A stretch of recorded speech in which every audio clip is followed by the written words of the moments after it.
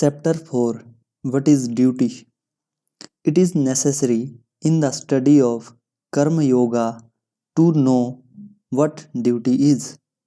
If I have to do something, I must first know that it is my duty, and then I can do it. The idea of duty again is different in different nations.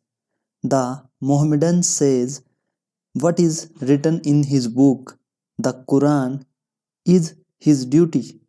The Hindu says what is in the Vedas is his duty.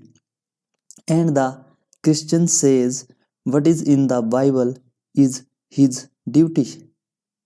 We find that there are varied ideas of duty, differing according to different states in life, different historical periods, and different nations.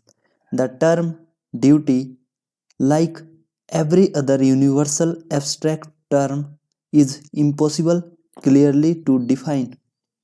We can only get an idea of it by knowing its practical operations and results. When certain things occur before us, we have all a natural or trained impulse to act in a certain manner toward them. When this impulse comes, the mind begins to think about the situation. Sometimes it thinks that it is good to act in a particular manner under the given conditions. At other times, it thinks that it is wrong to act in the same manner even in the very same circumstances. The ordinary idea of duty everywhere is that every good man follows the dictates of his conscience. But what is that makes an act of duty?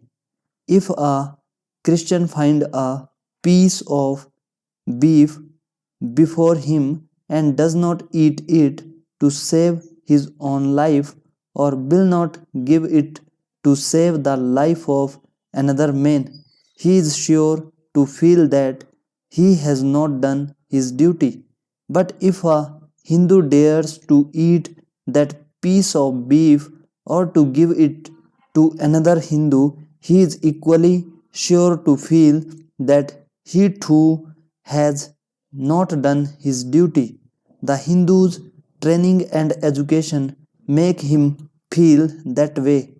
In the last century, there were notorious bands of robbers in India called thugs. They thought it their duty to kill any man they could and take away his money. The larger the number of men they killed, the better they thought they were. Ordinarily, if a man goes out into the street and shoots down another man, he is apt to feel sorry for it, thinking that he has done wrong.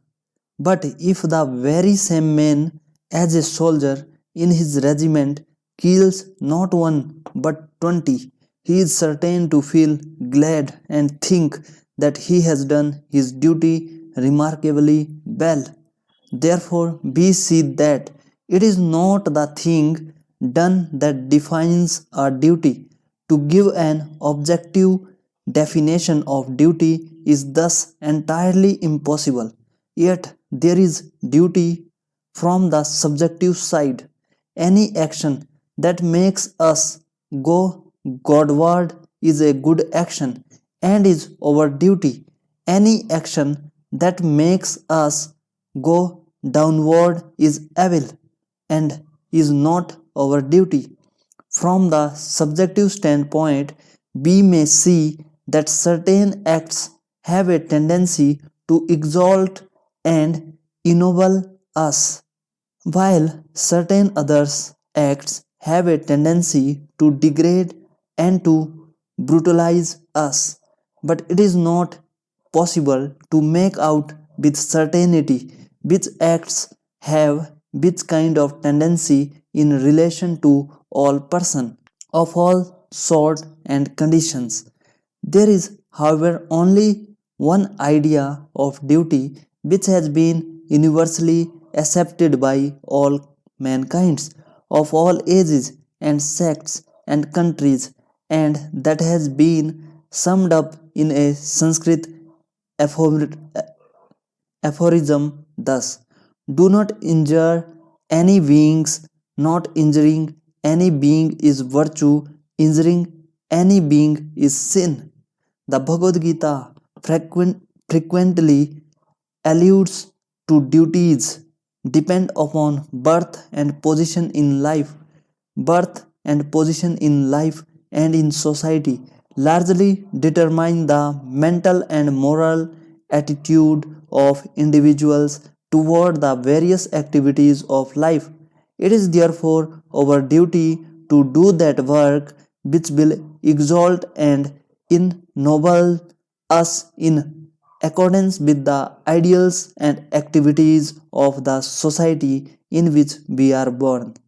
But it must be particularly remembered that the same ideals and activities do not prevail in all societies and countries.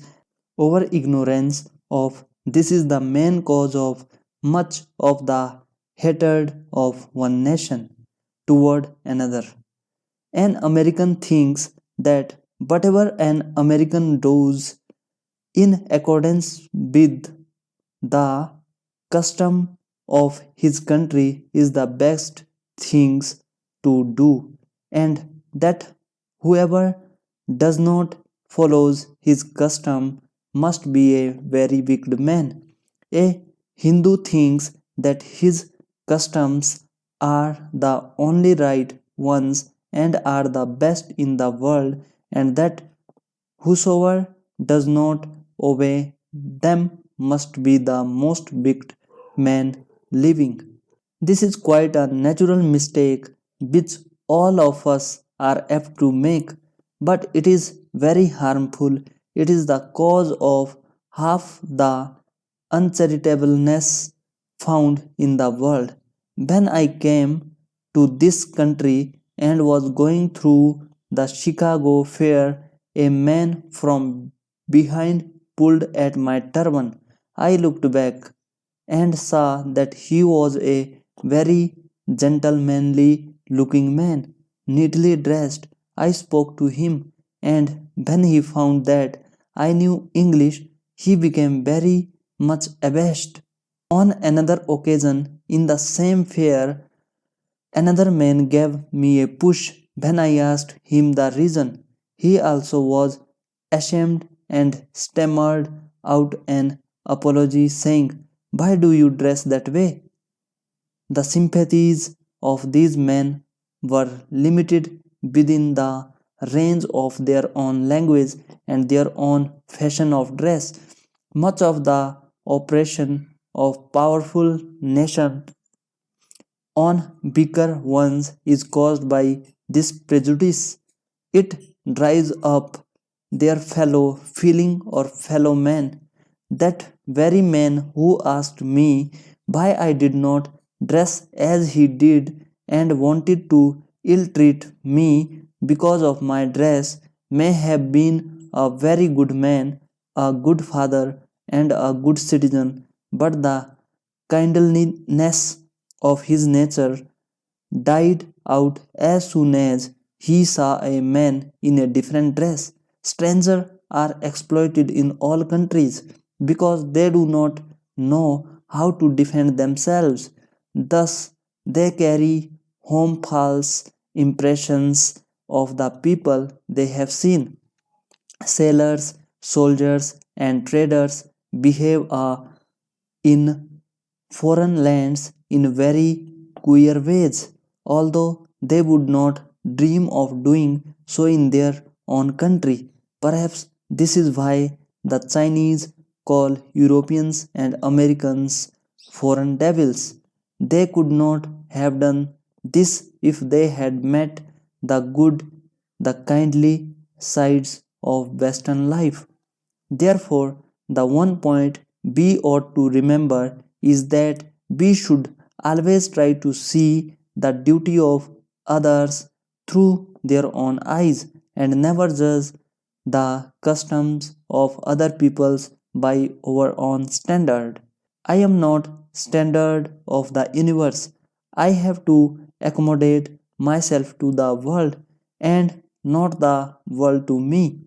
So we see that environments change the nature of our duties, and doing the duty which is over at any particular time is the best thing we can do in this world.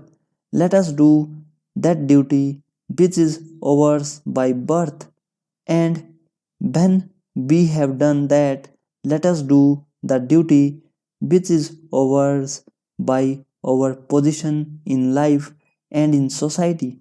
There is, however, one great danger in human nature, which that man never examines himself. He thinks he is quite as fit to be on the throne as the king. Even if he is, he must first show that he has done the duty of his own position, and then higher duties will come to him. When we begin to work earnestly in the world, nature gives us blows right and left and soon enables us to find out our position.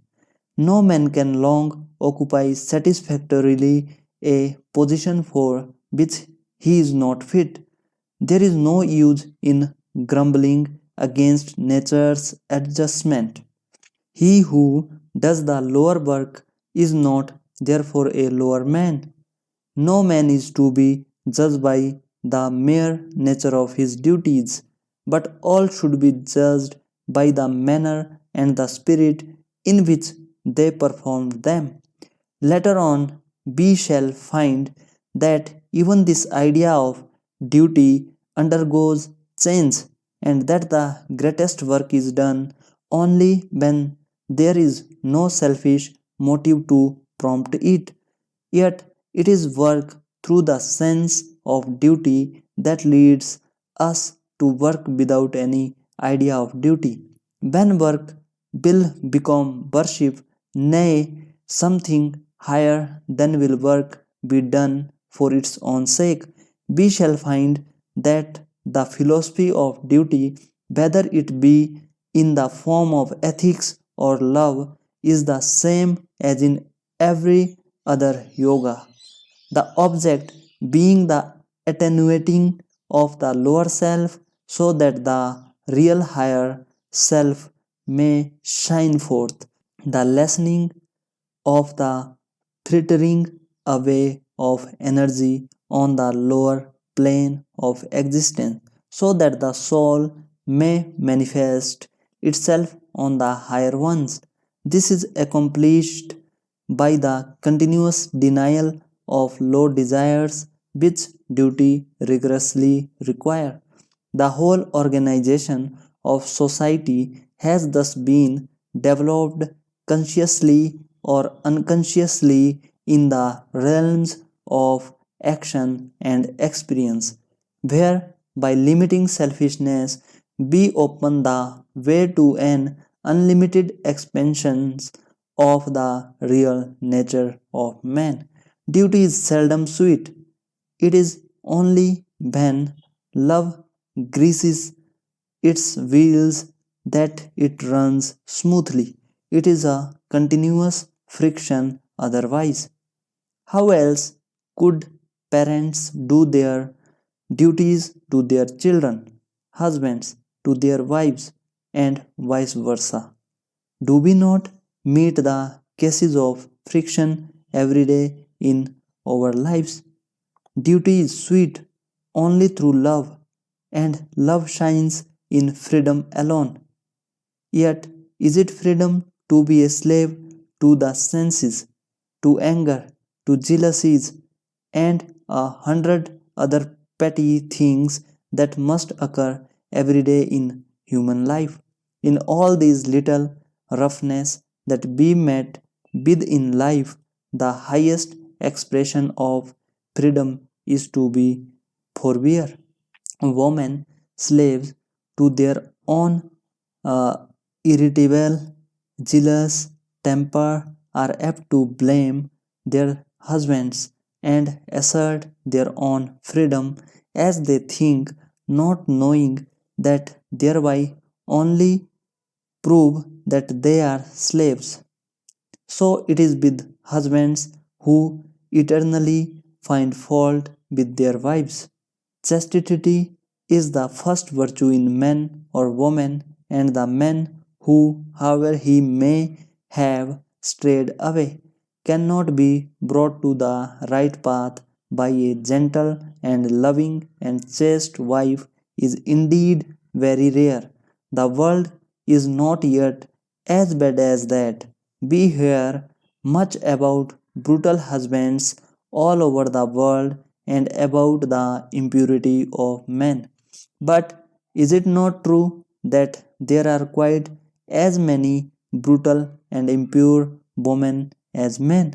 If all women were as good and pure as their own constant assertions would lead one to believe, I am perfectly satisfied that there would not be one impure man in the world.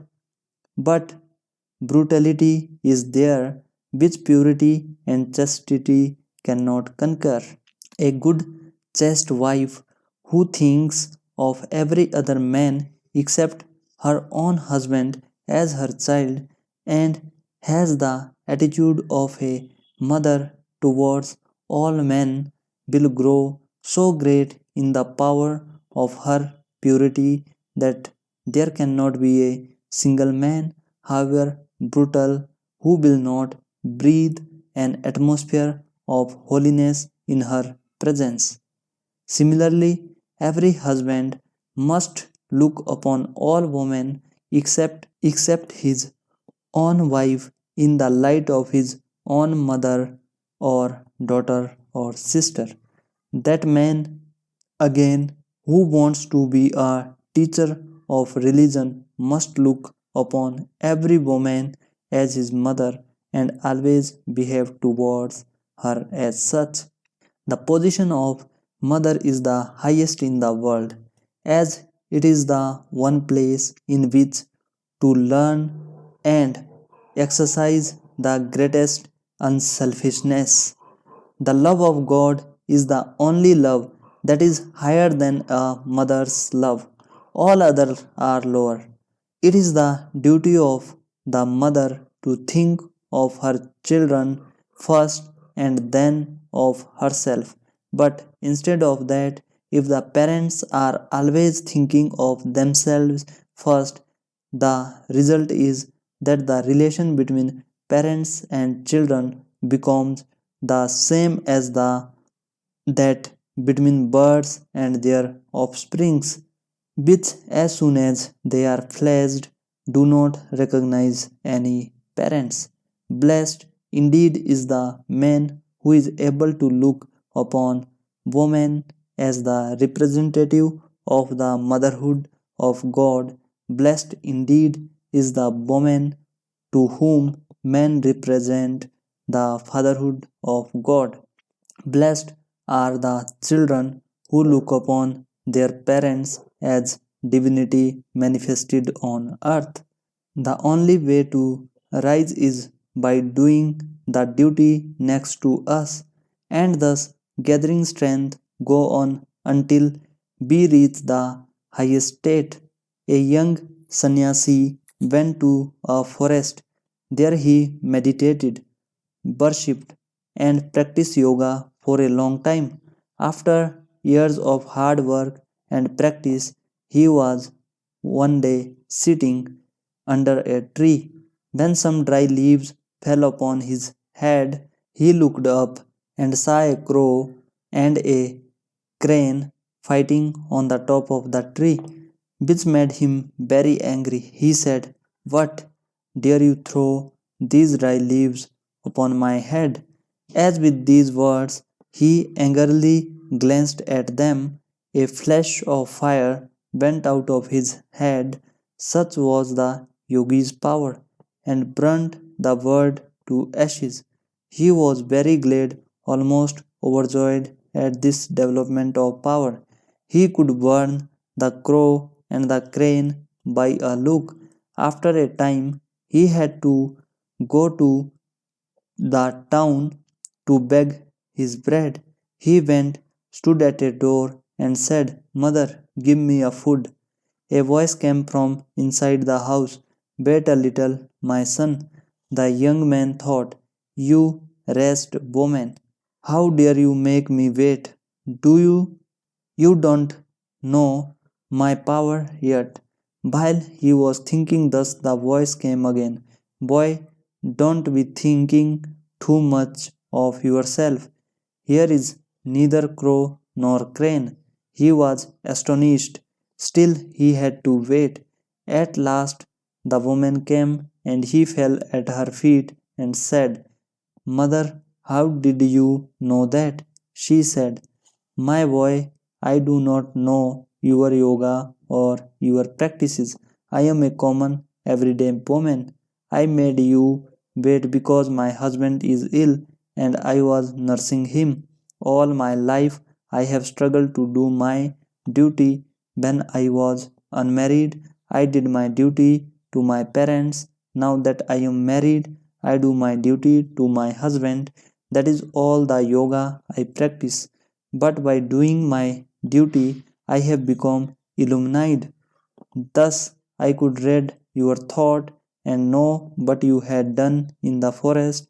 If you want to know something higher than this, go to the market of such and such a town where you will find a Vedya, the lowest class of people in India who used to live as hunters and butchers, who will tell you something that you will be very glad to learn." The sannyasi thought, "Why should I go to that town and to a Vaidya?" But after what he had seen, his mind opened a little, so he went. When he came near the town, he found the market, and there saw at a distance a big fat Vaidya cutting meat and big knives, talking and bargaining with different people. The young man said, "Lord, help me. Is this the man from whom I am going to learn? He is the incarnation of a demon if he is anything." In the meantime, this man looked up and said, "O Swami, did that lady send you here? Take a seat until I have done my business." The sannyasi thought, "What comes to me here?"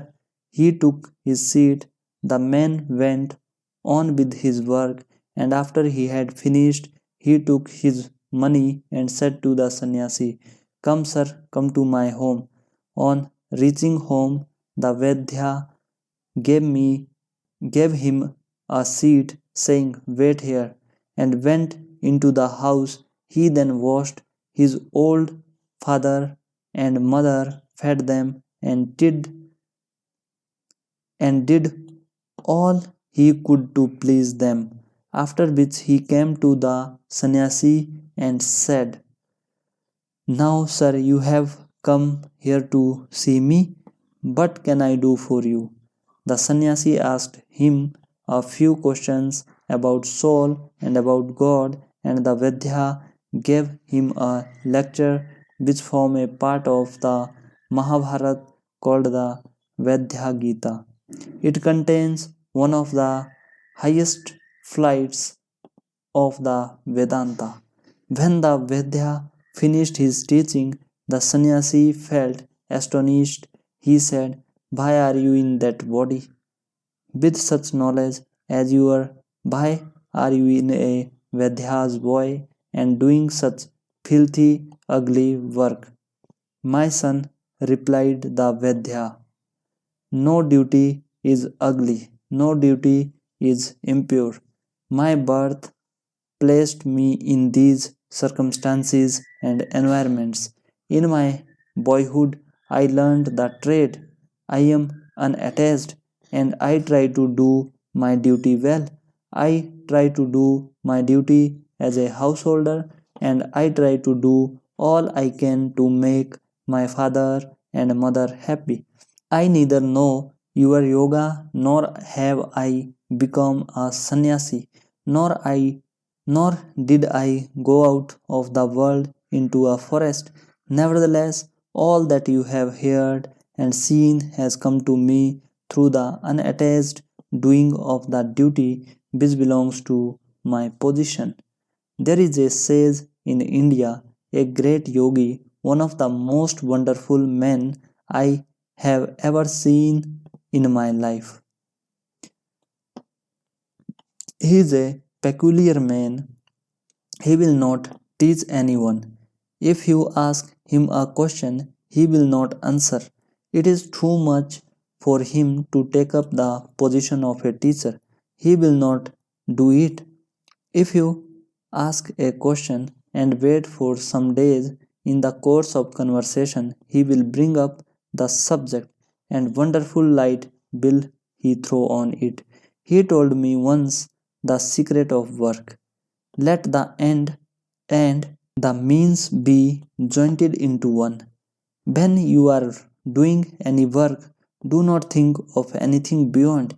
Do it as worship, as the highest worship, and devote your whole life to it for the time being. Thus, in the story, the Vedha and the woman did their duty with cheerfulness and wholeheartedness, and the result was that they became illuminated, clearly showing that the right performance of the duties of any station in life without attachment to results leads us to the highest realization of the perfection of the soul. It is the work who is attached to result that grumbles about the nature of the duty which has fallen to his lot. To the unattached work, all duties are equally good and form efficient instruments with which selfishness and sensuality may be killed and the freedom of the soul secured. We are all apt to think too highly of ourselves.